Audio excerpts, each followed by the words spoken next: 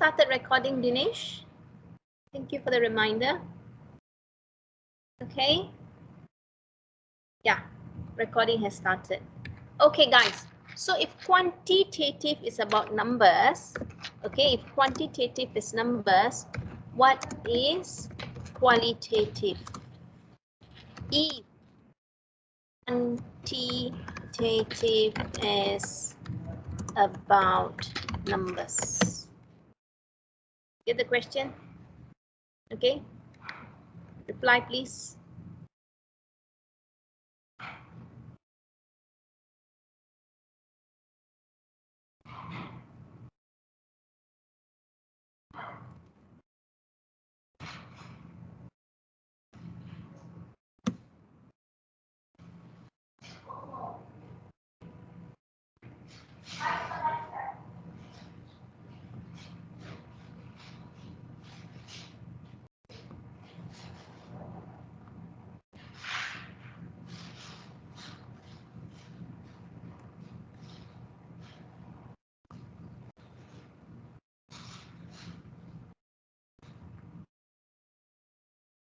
Okay.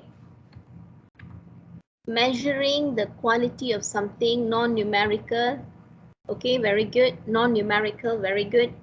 Cheng Hao, what is data? Because numbers are also data. So is that qualitative? Okay.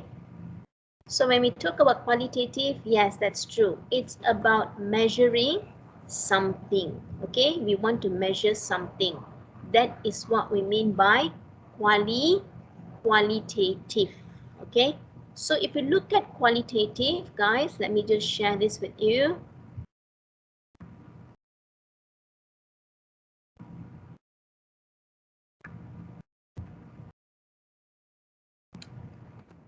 Okay, the slides I have already shared. Yeah, the slides are standard PowerPoint slides, but for class purpose, I'll be using Prezi.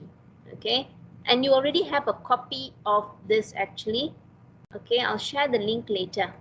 All right, so now let's look at this. Okay, so this is part one. There are two parts in quantitative. Okay, so today we will look at characteristics of conceptual. I mean, as in like in this part, we will look at characteristics of conceptual, historical, and action researchers. So these are the three types of qualitative researchers. There are more, but in this part, we will only look at these three: conceptual, historical, and action research. And then we will look at the correct type of qualitative research according to the nature of the target research. Okay, so as I've mentioned, these are the three things we're going to look at today. Okay, what is qualitative? Okay, research whose findings are not suitable. Okay, research whose findings are not suitable to quantification or quantitative analysis. All right, so basically you cannot use numbers like variant, Cronbach analysis, frequency. So things like that we will use qualitative. So now you tell me, guys, what kind of researchers are those? Can you please put it in the chat, because if I quit this page, the whole thing will go off. Okay, I'm going to use my phone to check on the chat. Okay, now tell me, what kind of researchers then can be a qualitative research? You can either unmute or you can type it out.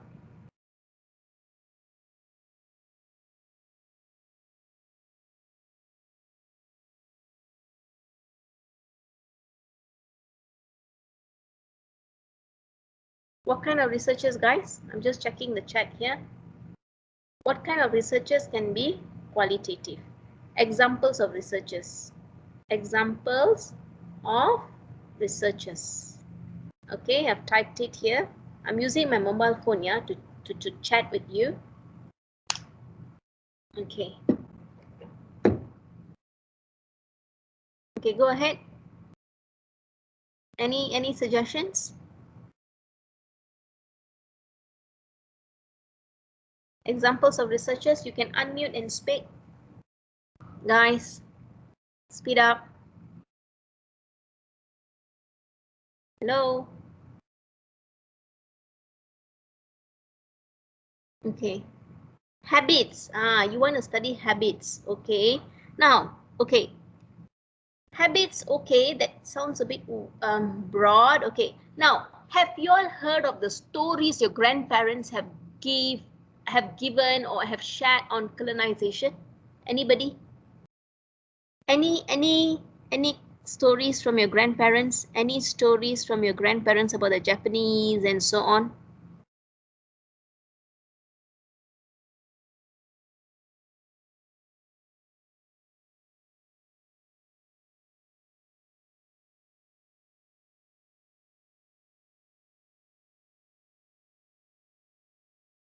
Anyone?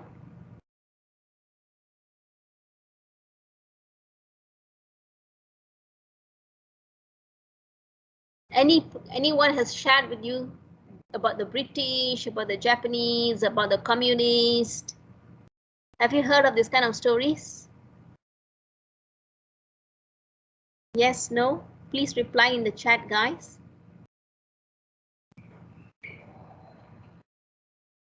Okay.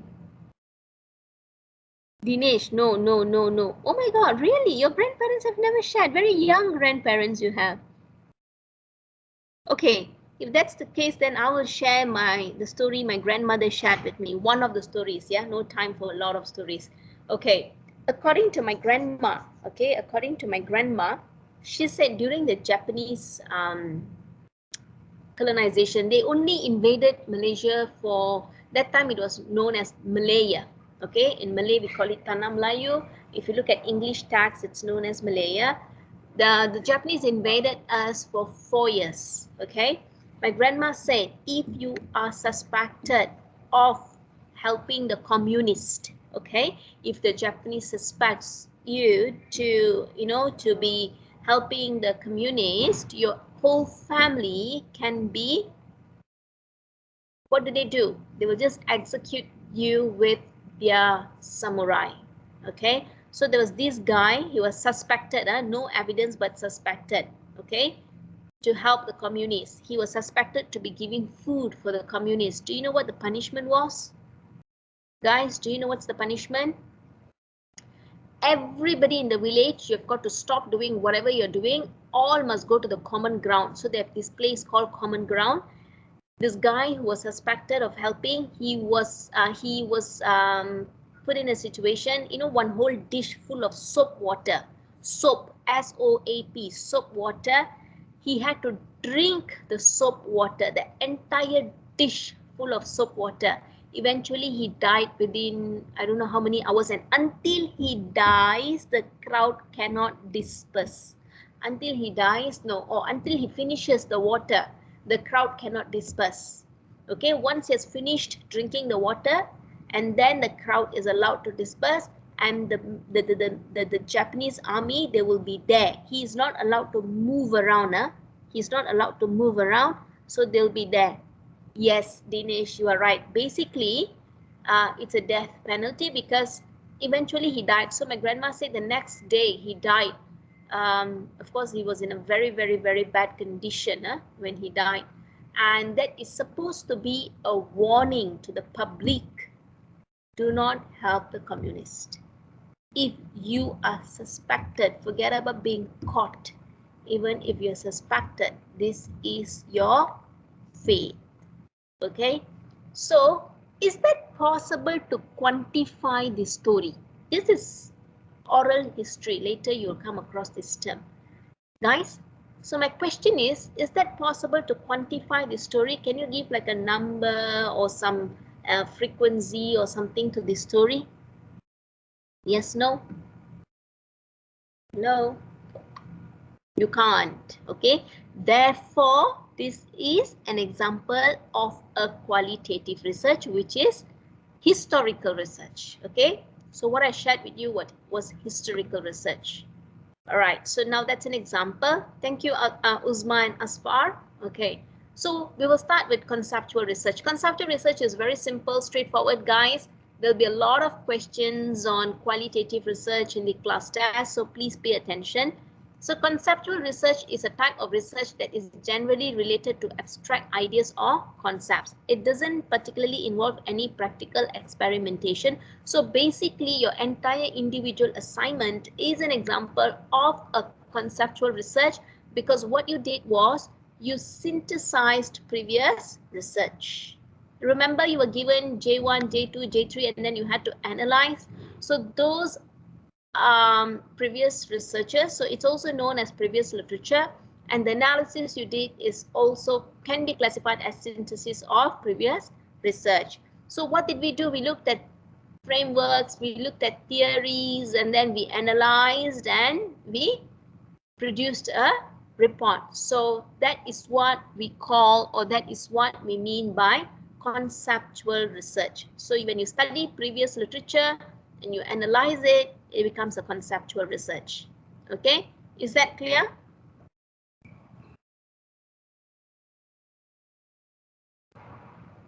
Yes, miss. Okay, thank you. All right, now let's move on to historical research. Okay, now research in history involves developing an understanding of the past through the examination of interpretation of evidence. Very simple. You know the story my grandma told? It doesn't mean my grandma told that story that can be a recorded history, because it has to be examined. Okay, those facts need to be examined. You cannot just believe whatever people say and put it in the textbook saying that, okay, this is history. No. And then you need evidence. Okay, now how do we collect evidence of past events? That's where oral history is very important. Okay, you talk to people who lived during that period of time. All right, or if you could collect some data from the site, you know, like Titanic, they still dive into deep in the ocean, and then they still try to collect the frame and things, and then they look at the date and stuff like that. So that is actually historical research. So the historian's job is to find evidence, to analyze the content, the biasness, to corroborate with further evidence. So it requires a lot of evidence. Okay, only then you interpret the past event. If it's proven, only then it becomes a recorded history. Okay, so basically, all right, historical research is a systematic process of describing, analyzing, and interpreting the past. It focuses on why certain events happen and their analysis, and descriptive analysis prove information about events and plots the development. Okay, so from where people get the information? How historians get information? Through three methods. Number one, primary sources. Okay, number two, secondary, and number three, recollection. Now listen very carefully. Primary, let's say you go to for example, let's say Titanic. Okay, Titanic, you deep dive, you go really dive deep into the ocean, you collect evidences like, artifacts or some objects, okay, and then you bring it up. All right, at the same time, you also have a lot of people writing articles about Titanic and so on, and then you talk to some of the survivors. The last survivor of Titanic died about 10 years ago. She was 102 or 98 years old, the last survivor of Titanic. So primary sources, things that you find, the artifacts or the objects you find, that is primary sources. Secondary sources are, the analyses or articles people write about Titanic. Those are secondary sources. Recollection is when you speak, recollection is documentaries. Okay, recollection is documentaries, and also oral history. Oral history means when you talk to people. All right, when you talk to people, I need to add one more pointer. Recollection is basically, hold on, yeah.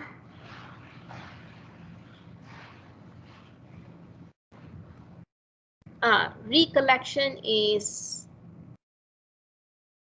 oral history. When somebody talk about it, they let's say you talk to one of the victims, you talk to one of the passengers, okay, like my grandma's story, those are recollection. All right, so now my grandma has passed away, my grandfather is still alive, so when he says it, it's a recollection from the primary source. Why primary source? Because they were the living evidence. I'm no longer the primary source. I'm not the primary source, not no longer. I'm not, because I wasn't around during the Japanese invasion. So that's a story my grandma told, and she was alive during that time. So she is a primary source. She was, okay. My grandfather can be a primary source as well. Is that clear?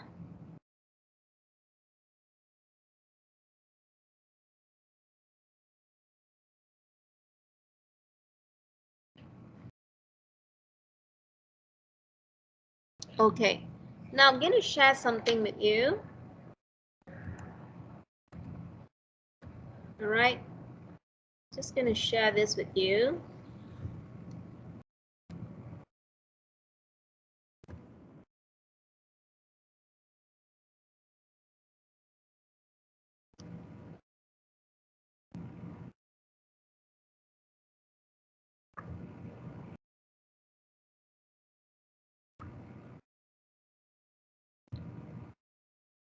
I want you to watch this video and tell me, all right, and tell me where is the primary source.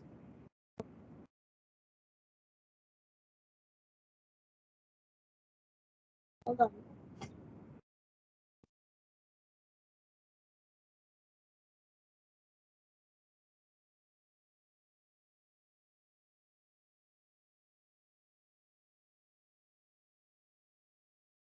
I'm sharing the video. Please watch the video and tell me what are the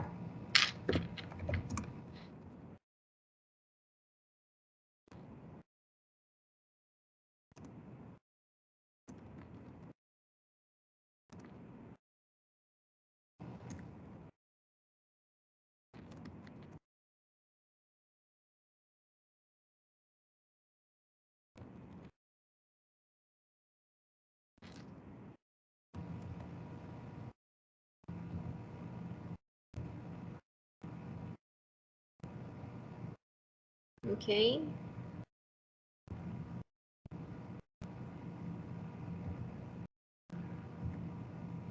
There you go.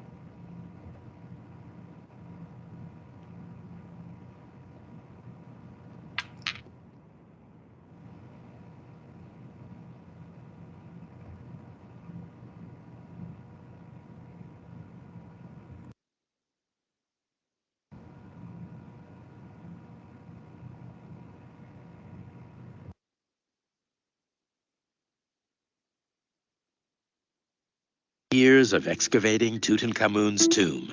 Howard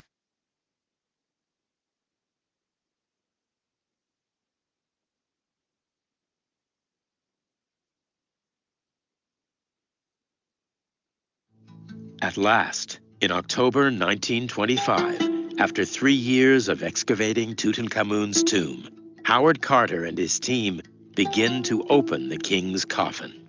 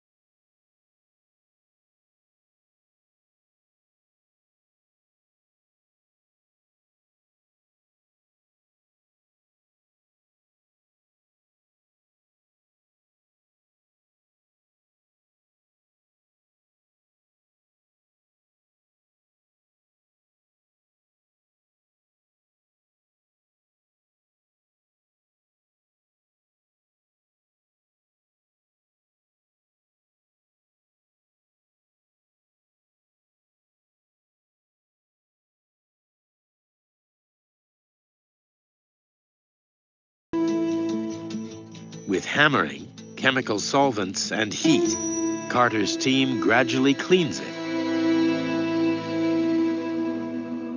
What this reveals is incredible. While the 2 outer coffins were crafted from wood and covered in gold, this one is made of solid gold. Winged goddesses protect the king, who holds the crook and flail, symbols of royal power.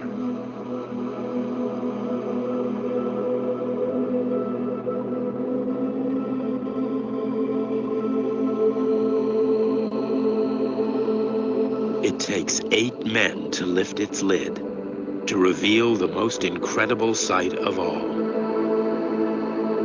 Tutankhamun's mummy is covered in jewels and crowned with an exquisite mask of solid gold, glass, and precious stones. And colorization really brings out something. There is this amazing helmet mask of solid gold inlaid with glass. There's this great scarab on its breast.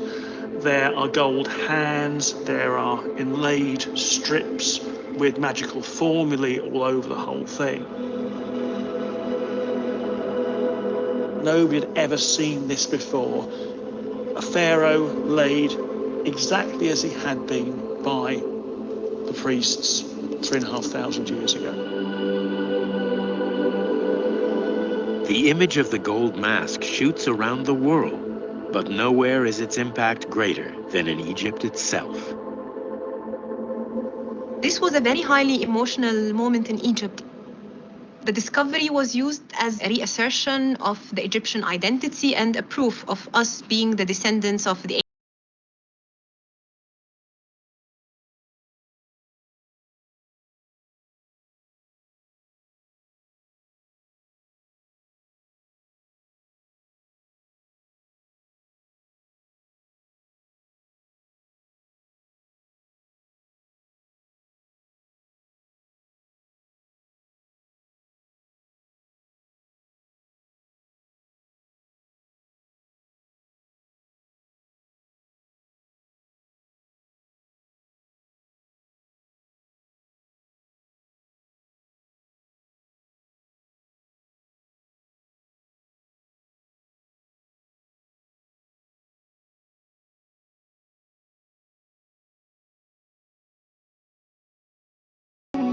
It was quickly assembled for the untimely death of a young man.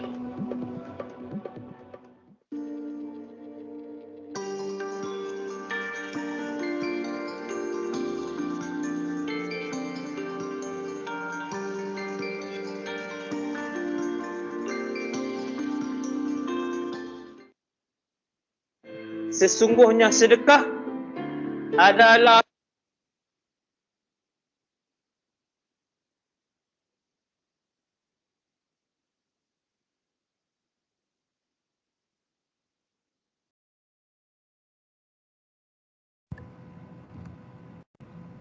So guys, coming back to my question. All right, coming back to my question. Okay, so now, do you think we could quantify the study?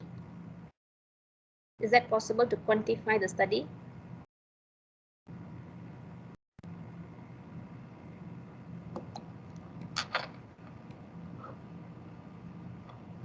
Is that possible to quantify the study?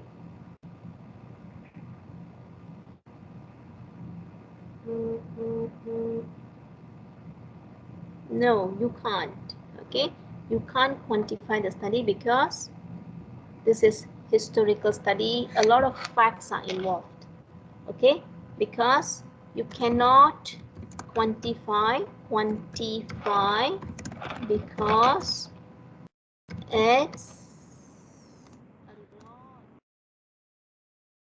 a lot on interpretation. Okay, interpretation and on numerical data.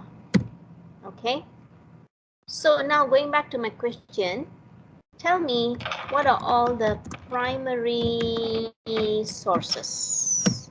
Please type it out. What are the primary sources?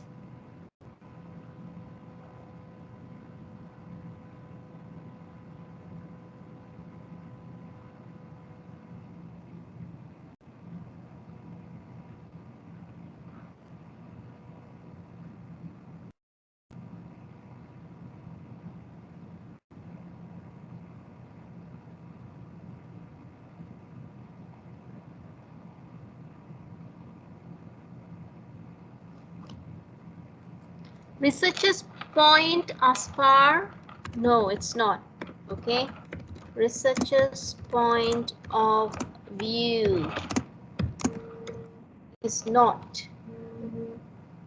Okay, sorry if there is typo, my keyboard's not in a very good shape.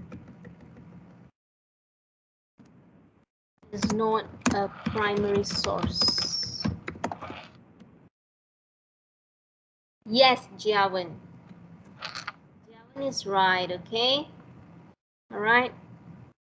So when you saw the coffin, the gold decoration, yes, Dinesh, the mummy itself, right? This is all primary. Okay. Now, very good. Very good. Okay. So that is primary. Get it? So secondary is all the sources that you find. Okay. Sorry, the information, the interpretation. Okay. All that. Okay. Now, how did they? Yes, as far you are right. You are right. How did the researcher? Okay. How did the researcher identify the age of the pharaoh?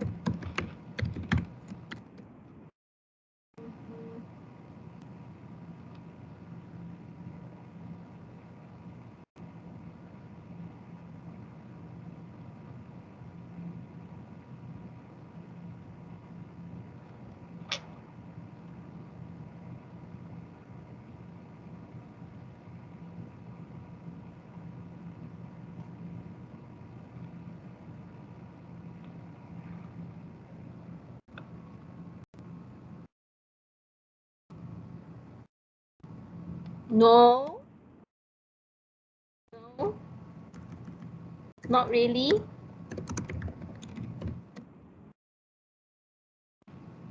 I give you a clue. Okay, I give you a clue. Anatomy.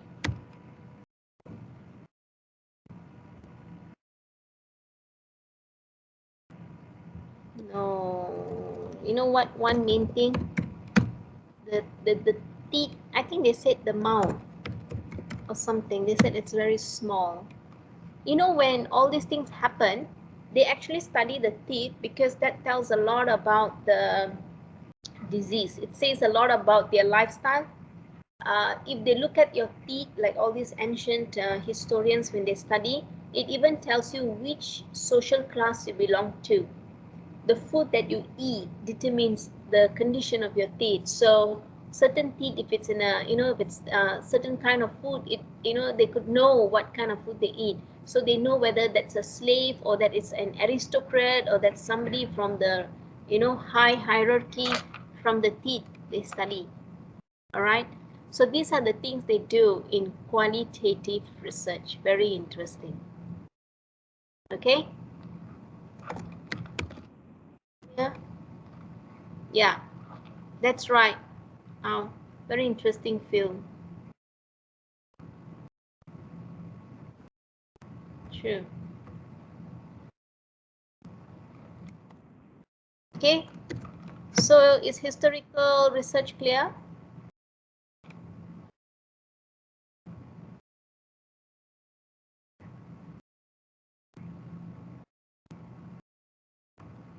Is it clear? Okay. Good. Very good. Okay, next.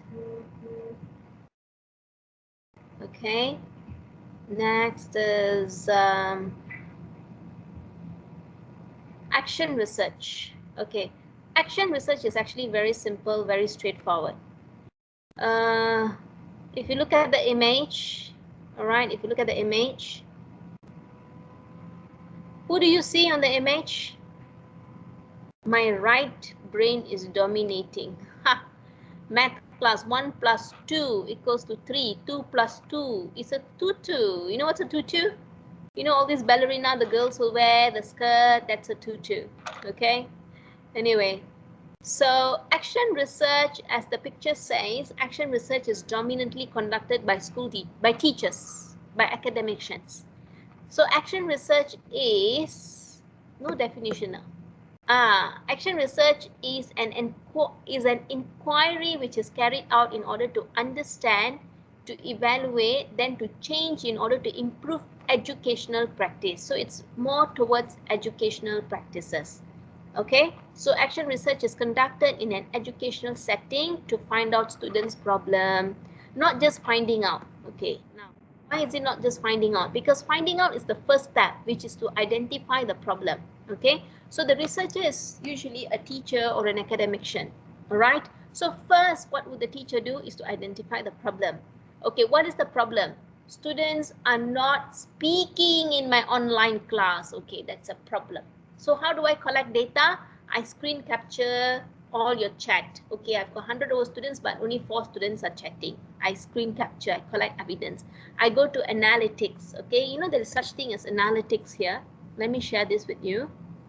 Where is it? Where I could actually, wait, I share this with you. You know about analytics, guys?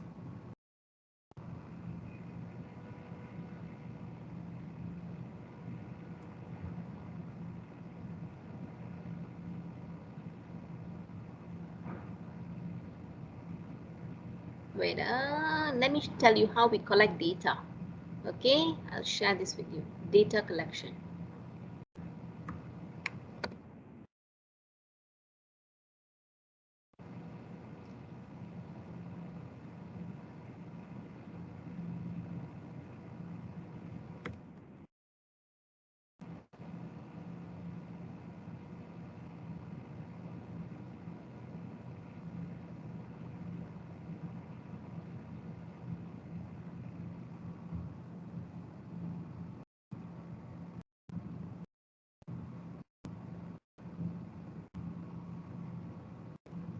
Sorry, just give me a second.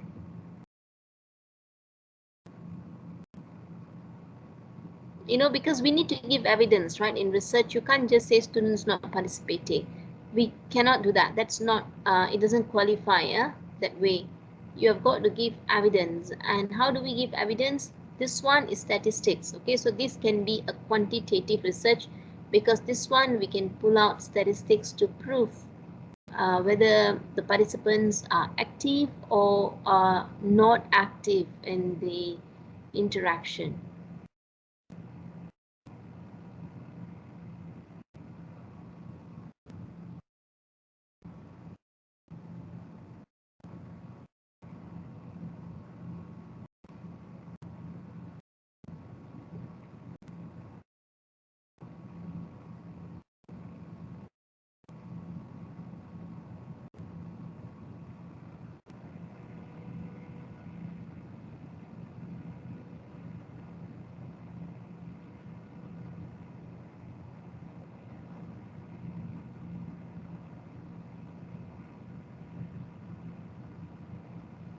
I used to have that installed, you know, in all the classes.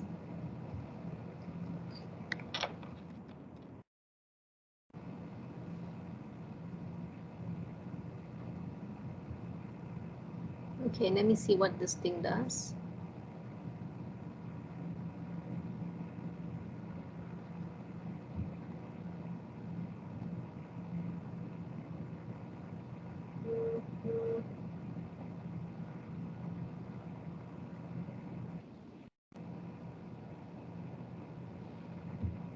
Let's check out this app.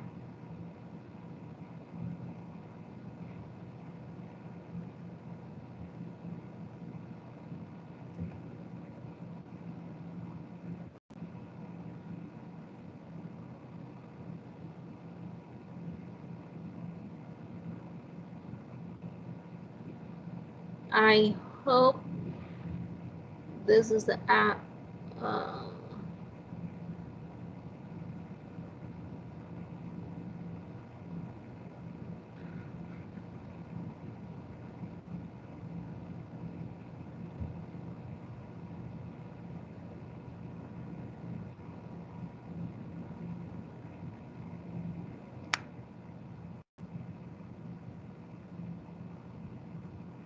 Okay.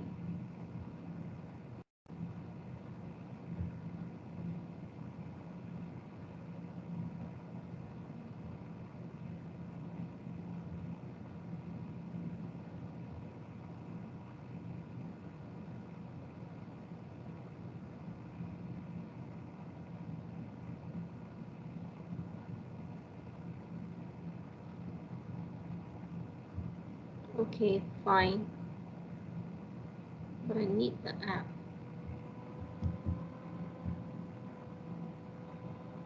Okay.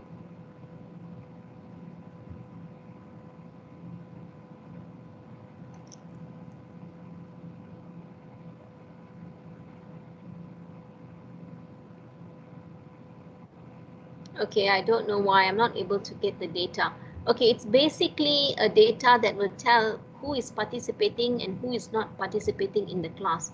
We can actually analyze that. Okay, we can actually analyze that. We can get statistics of students who are participating and students who are not participating. All right, so that is quantitative. Okay, so going back to our our action research. Yeah, so action research is basically done by teachers. Okay, it's quite a popular topic in class tests as well.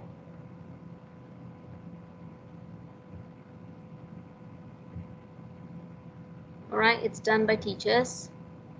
So first we identify the problem. So what is the problem? Students do not speak. Number two, data collection. So we can use software like analytics to extract data. And then what do? We analyze. We look at it. Okay, how do we do analysis? We can go by gender, whether males respond or females respond more. Or we can go by time of the day. Which time students speak more? Or maybe when do they speak? Is it when they ask questions, when they are asked to answer something? Or is it during lecture, during tutorial? We can do that kind of data analysis. And then we need to solve this problem. This is what an action researcher has to do. You cannot just identify the problem and say, okay, look, we have a problem. It has to be with a solution. And then let's say now my solution is I want all the students to turn on the camera. Okay, fine. All the students turn on the camera is the solution that I'm going to take. And then eventually I have to evaluate the solution. Okay, I need to see whether my solution is workable or not. All right, let's say after all the students turn on the camera, the system becomes very laggy. Teams become very laggy, so slow, meaning that it's not a good solution. So this is what we do in action research, and the steps are very important because it's commonly tested in class tests as well. Okay, so far so good. Is it clear? All okay?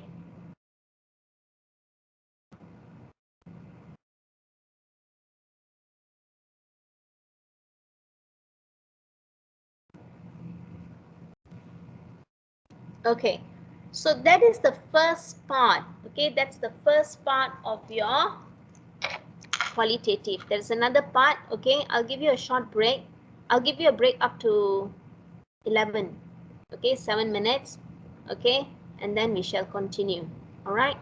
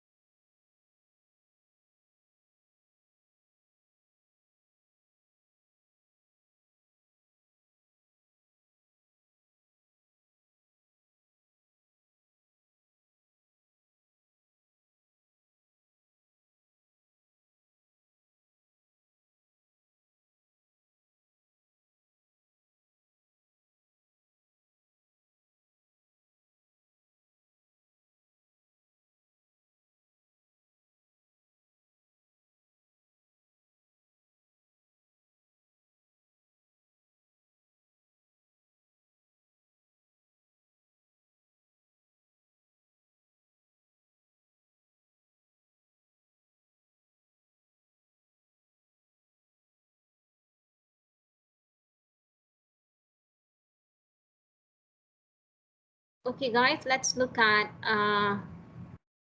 we will look at another 3 types of qualitative studies. Okay, you're back.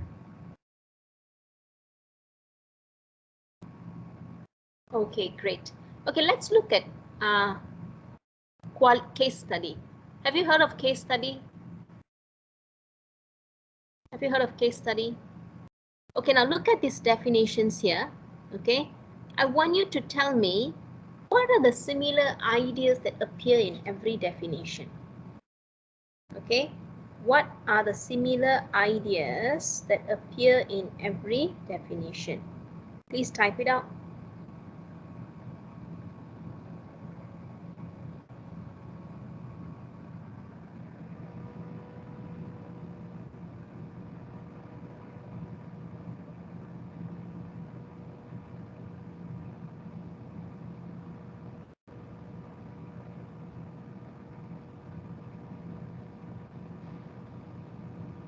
What ideas? Repeat.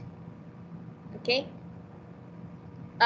or rather words, but words, of course, you can't talk about is, are, and all that. Okay, what are other ideas or words that repeat in all the three definitions? It could be a synonym as well, okay?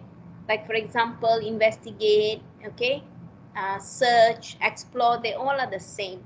So any ideas like that? Phenomenon, very good, excellent, phenomenon. So case study is a phenomena, all right? Anything else? If you look at it, it says this is an inquiry, okay? Here also says it's inquiry, right?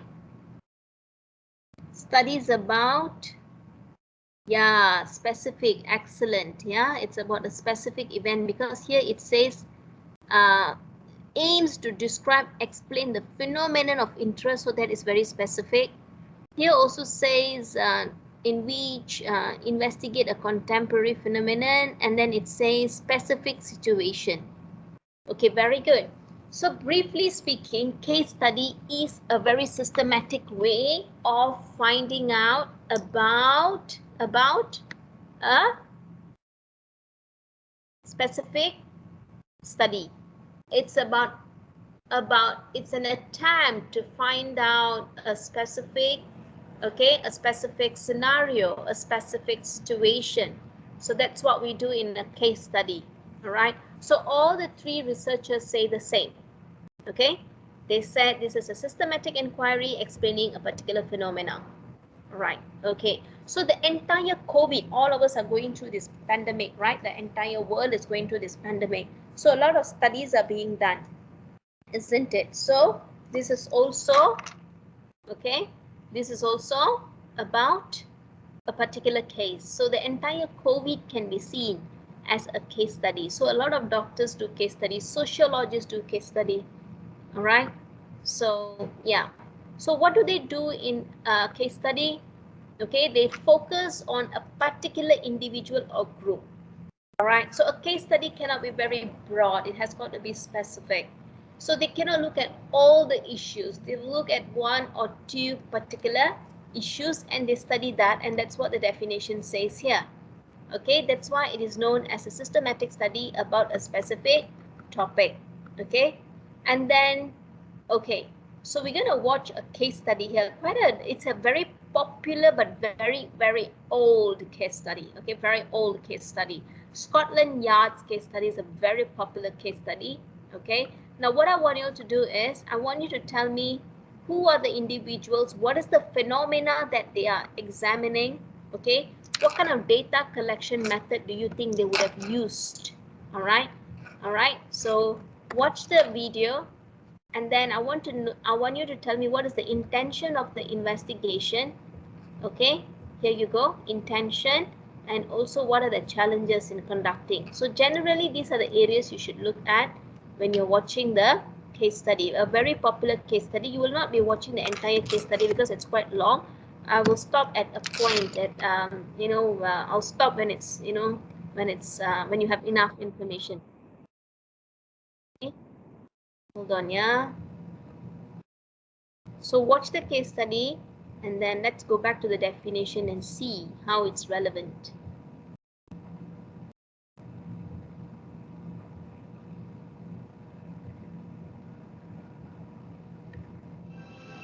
A decade later, the detective powers of Scotland Yard were tested again by a most unlikely criminal, Dr. Hawley Harvey Crippen.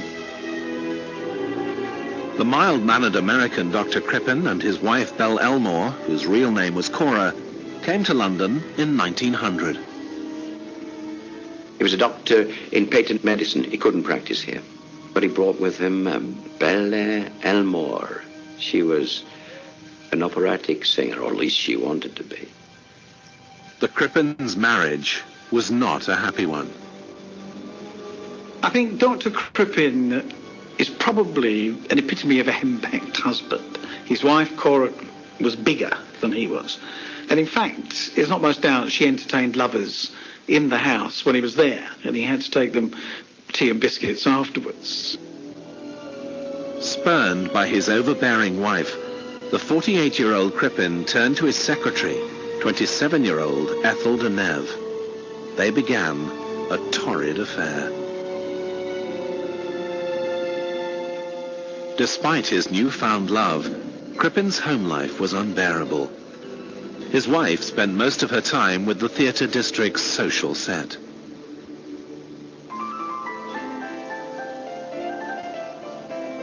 On the 31st of January 1910, they'd entertained some people at the house playing whist, and after the people had gone at 1:30 in the morning, Cora Crispin admonished and laid into Dr. Crispin because of the way he'd treated the people that had been there. And that was the last time she was seen, when those people left that house that time.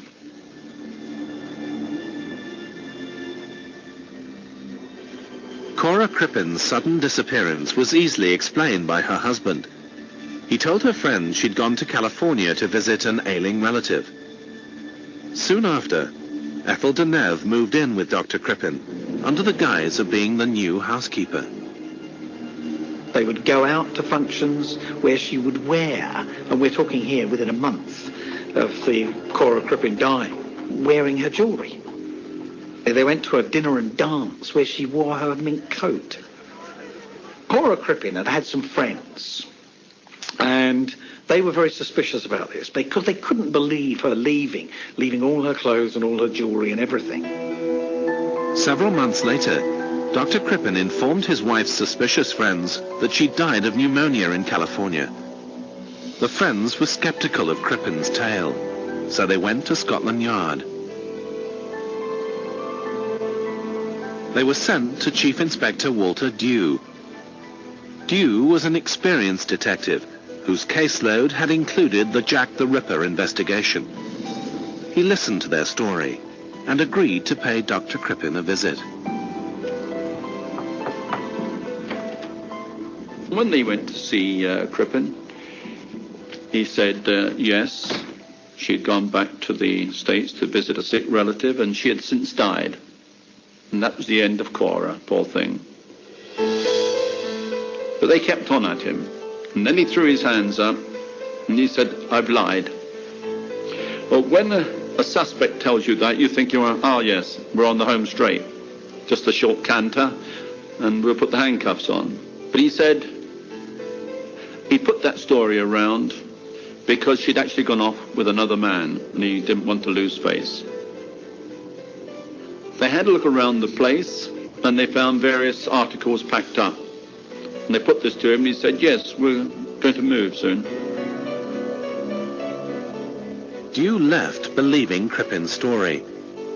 But over the next few days, he had second thoughts and returned to the doctor's home at 39 Hilldrop Crescent, Holloway. But Crispin was gone. Dew brought in more detectives to investigate the home and surrounding yard. 3 days later, they made a gruesome discovery. They had found bits of body underneath the floor of the cellar in the house in which he lived.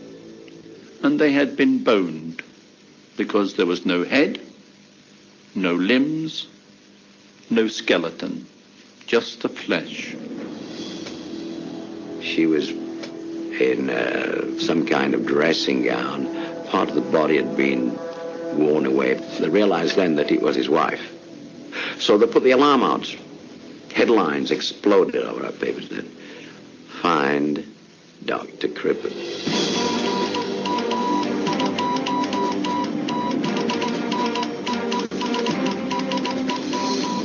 The search for Dr. Crispin became a transatlantic race to catch a killer.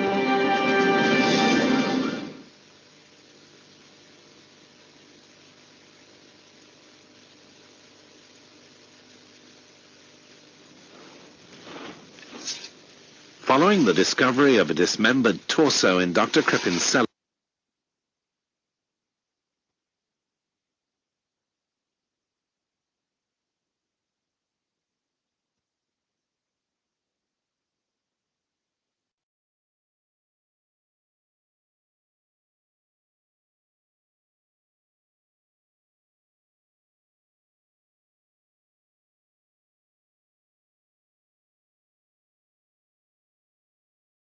Okay. All right. Okay. So what was the specific aim of the case study?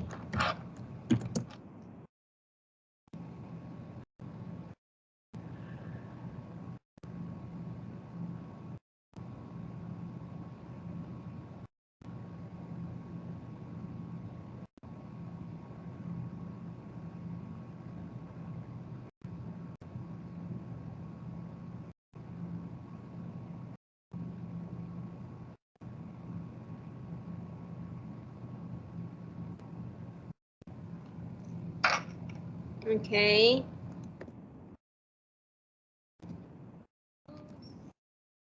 Initiative.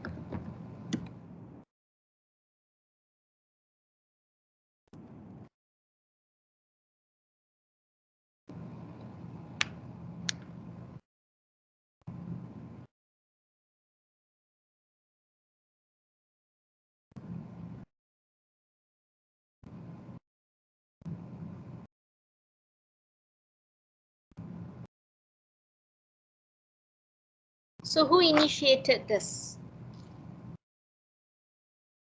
Who initiated this?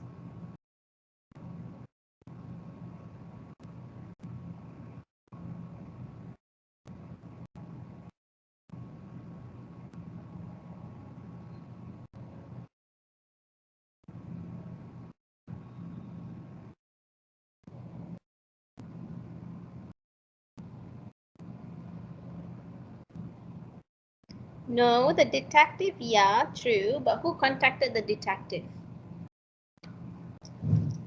Guys, I have a lot of participants here. Okay, who contacted the detective? Very good, her friends. Very good. Okay, now going back to the definition, yeah. Okay, now tell me how was also known as data collected?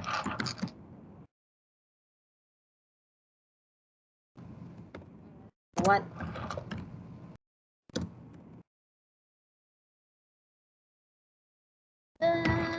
was used?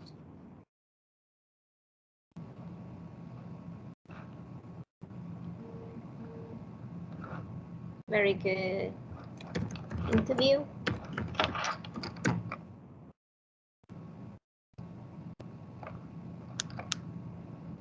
Interview.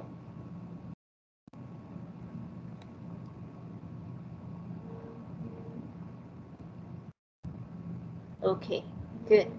Very good. Interrogation. Very good. Asfar. Good. Samuel, Asfar, very good. Okay, now tell me what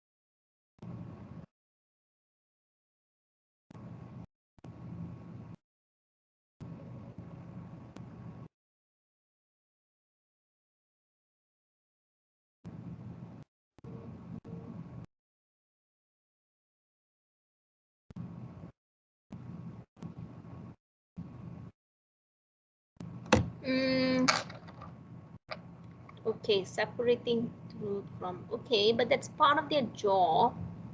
Okay, never mind. Let's go to the slides. Okay, I think I've asked you enough thought-provoking questions. Now let's look at the slides. Okay, now, so if you look at the slides here, all right, so guys, okay, so the case study. So individuals, you know, right? Dr. Kripan, his wife, the friends, the investigator. So data collection, like what you have said, interrogation, very good, interview, okay, testimonials. Intention was to find out, yeah, the murder, because first it was told that it is a natural death, right? And then her friends were very suspicious, and then they did further investigation and found out that it was a murder because he wanted to, because of his affair with his secretary, right? So what could have been the possible challenges? Okay, let's look at the next slide. You'll know the answer. Okay, now, in your opinion, guys, what are the key strengths of a case study, in your opinion?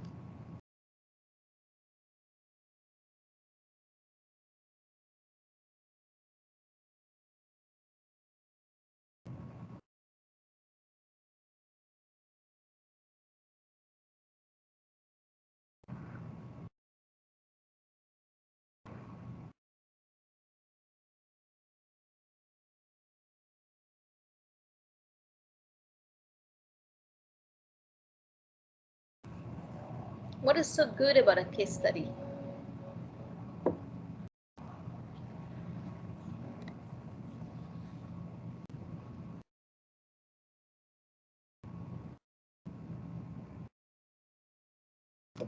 Very good, Dinesh. Excellent. Excellent. Okay. All right. Okay, so number one, like what you've said, they use a lot of sources and techniques, okay? And then the researcher will not just know what happened, but they will also know why things happen because they study intention. They always study in investigation, the police always call it as modus operandi. They want to know why, okay? What is the intention behind? Why is this person doing this? That's very important. And then they will be able to develop solutions and test in similar studies. Similar studies. I mean, they can test. So look at the word. They're not going to apply it 100%, but they can only test it because different case, every case is unique. And then in a case study, you get a lot of evidences because you use a lot of data collection methods like testimonial, recording, observation. Nowadays with technology, we use all these forensic studies are so advanced that data collection has become so easy, all right, compared to like 50 years ago where they had to use Telegram to collect data, okay? Now, what are the problems, guys? If those are the strengths, okay, what about challenges then? What about challenges?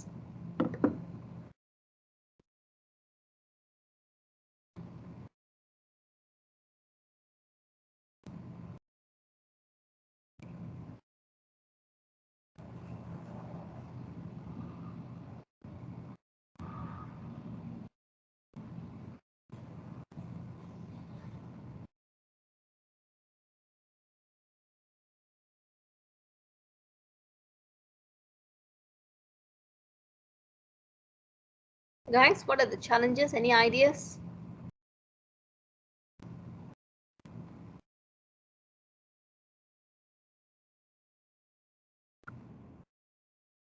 Okay, very difficult to get. You cannot reliable of the results. Uzma, very good. Very good. That's the first point here. Difficult to extrapolate from a single research case study. Very good. Reliability, excellent.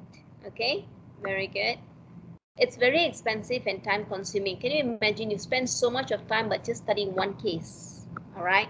So these are the weaknesses of case study, of a case study. Okay. So is this clear? Case study is okay?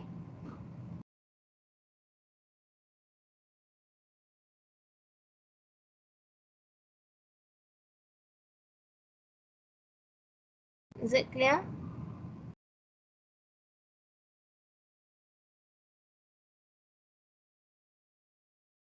Okay, good. All right, now let's move on to I think this is the last one for today, ethnography. Okay, ethnography is from the Greek word ethnos. Ethnos means people, graphein is to write. So what is ethnography, guys? If ethnos is about people and graphein is to write, so what is ethnography? Any wild guess?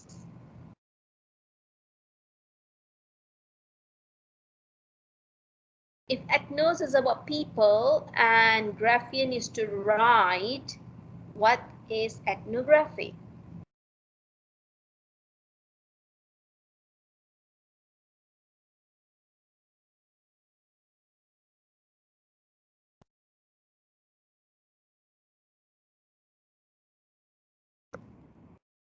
It's a description of a community or group that focuses on social systems and cultural heritage. So remember, they study about a community, but the focus is not on,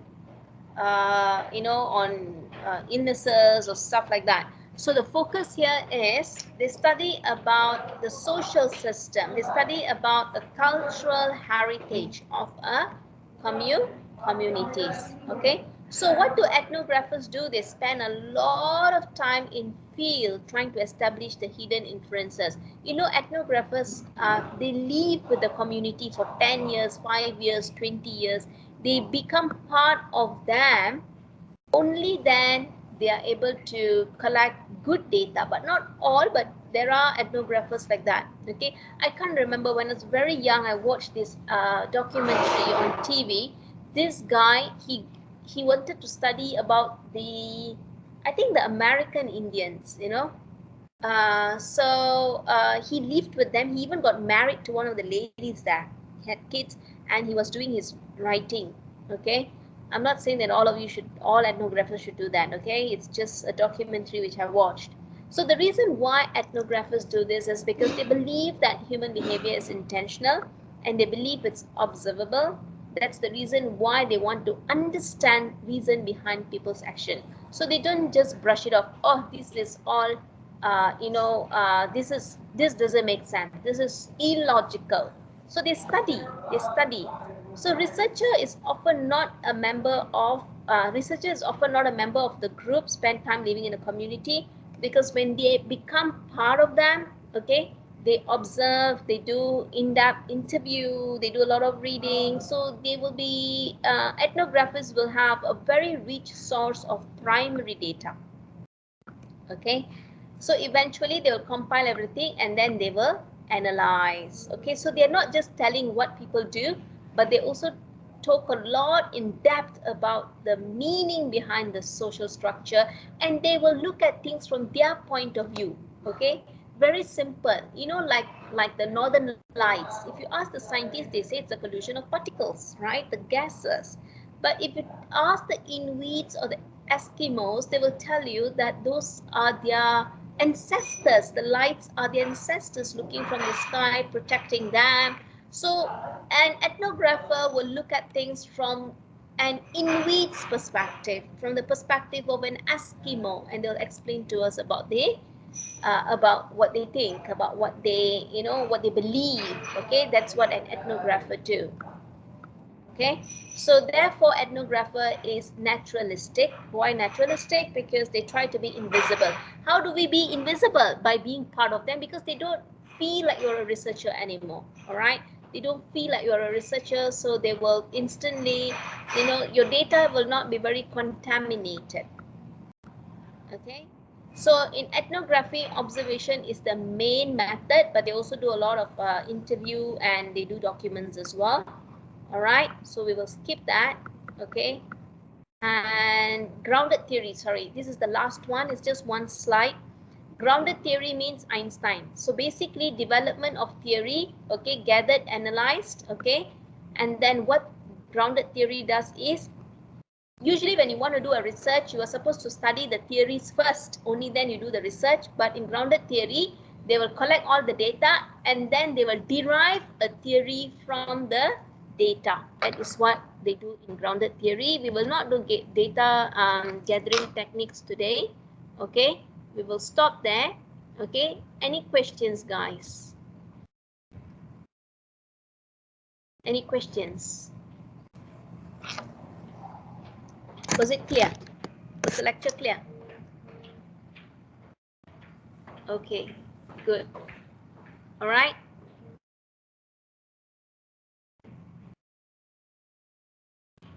Okay, so I'm going to see some of you later, right? We have a tutorial later, right? Yes, no? We have a tutorial later, isn't it? Right, we have a tutorial. Yes, no. Do we have a tutorial? Do we have a tutorial in a while? Later in the afternoon?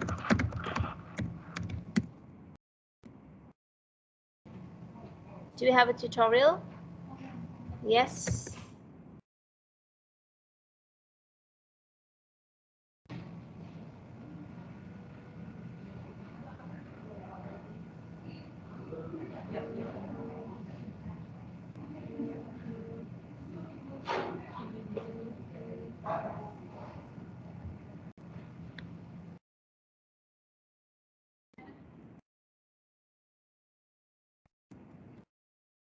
Okay.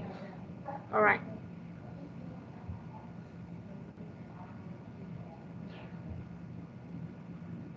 Okay, guys, remember, so next week we will do a mock quiz. I'll cover the last part of today's lecture because it's too much of new information. Then you'll be overloaded with a lot of things. Okay, it'll be very difficult for you. So we will look at the last bit next week. We will do a mock test, and we will also look at ethics. Ethics is a very, very short lecture. It takes about 30 minutes. Okay, I can finish it very fast. So these are the three things we will do in next week's lecture. If you have no questions, I'm going to take the attendance now. If you have questions, yeah, you may ask, you may address it now too.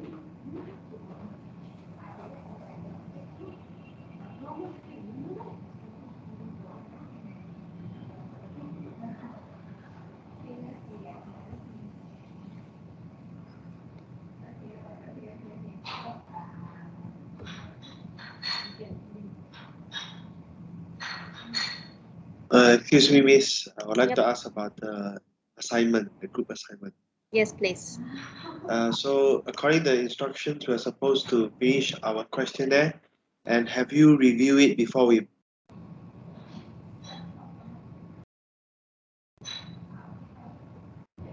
I lost you. I can't hear you.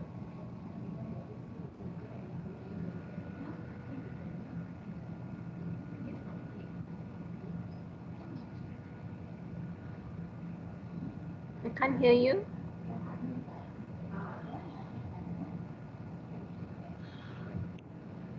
Sorry, Miss, my mic was disabled just now. I don't know No why. worries. No worries. Okay, so we are supposed to let you check out before posting it out, right, Miss? Yep.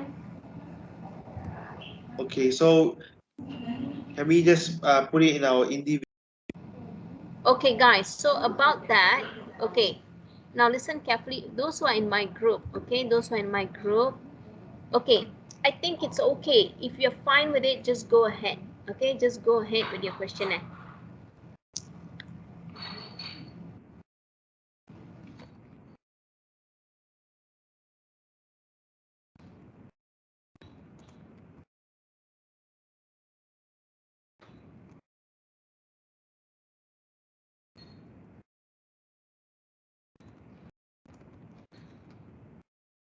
Hold on, yeah.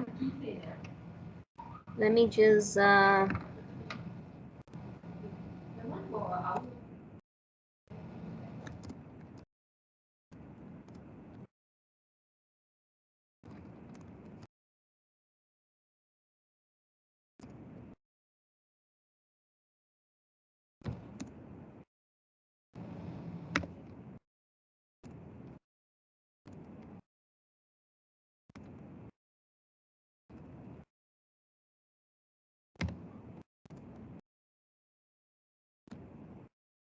okay, this is only for those who belong to my group. Only for those who are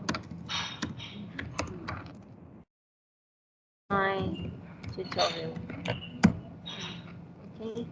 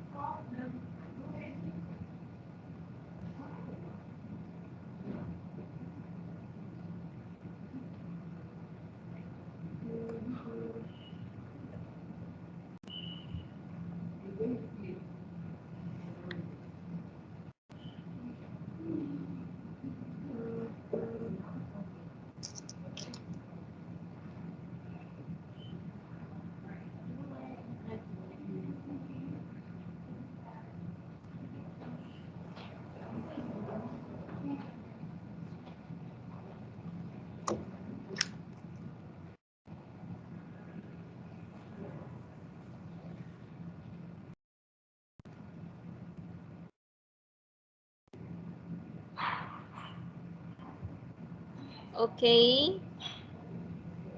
I'll stop the recording here.